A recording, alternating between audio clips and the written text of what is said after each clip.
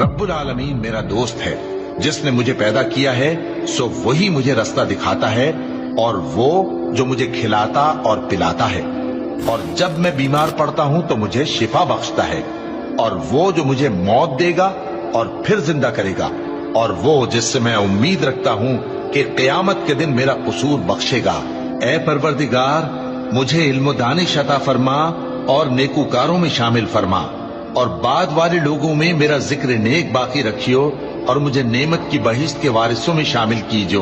और मेरे बाप को बख्श दे कि वो गुमराहों में से है, और जिस दिन लोग उठा खड़े किए जाएंगे मुझे रुस्वा न कीजो,